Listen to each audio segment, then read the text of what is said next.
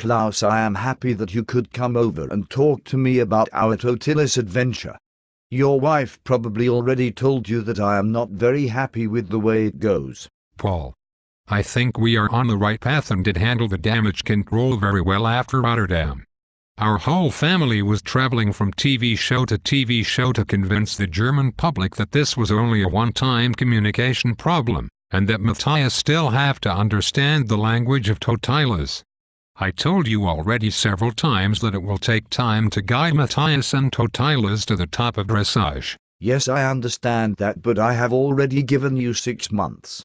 And in my world the horse has to understand the language of the rider, and not that the rider has to understand the language of the horse. Paul, I hope that you understand that 6 months is way too short to get everything sorted out, and don't forget that we never have counted on the fact that Parzival was in top form and that Karl Hester and Euthopia popped up from nowhere. Let me tell you that in my time it could be done in 2 or 3 weeks. Sure, but that was jumping and not dressage.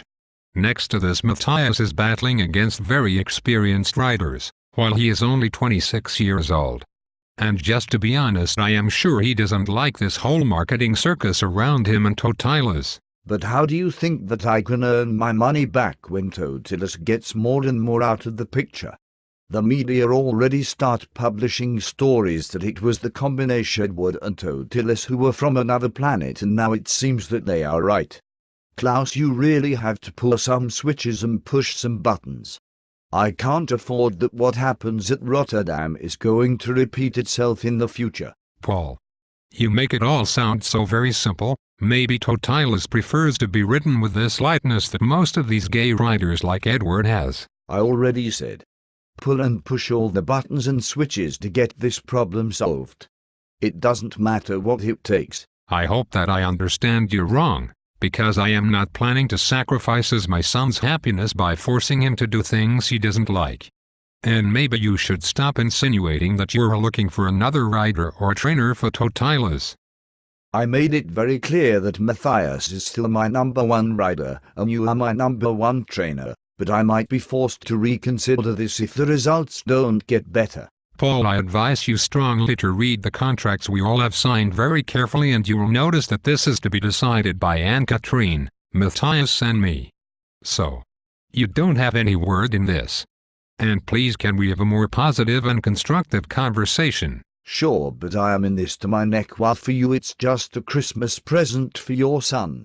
I have started this business with buying eggs from the local farmers and selling them with 1 cent profit to the supermarkets, while you were all born in a golden cradle.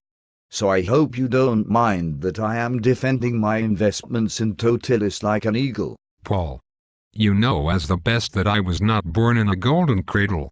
Far from that, so don't tell this nonsense and let's think forward and focus on the Olympics. Okay Klaus, what is your plan for the Olympics, and how do you think that you and Matthias can convince Totilas that he is not the boss in the ring? Maybe we should invite Edward, Nicole and their team for some weeks to help us trying to find the hidden switches of Totilas. As long as you don't expect me to go down on my knees for Edward to get this deal done.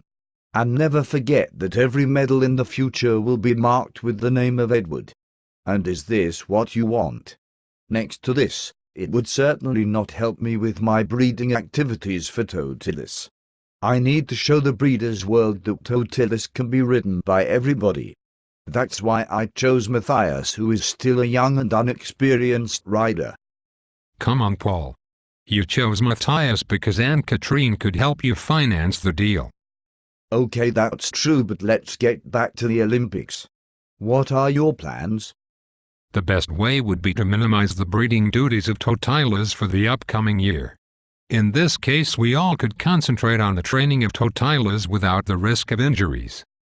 Klaus, did it ever come to your mind that I can only sell lottery tickets of Totilas to breeders for 3 or 4 years?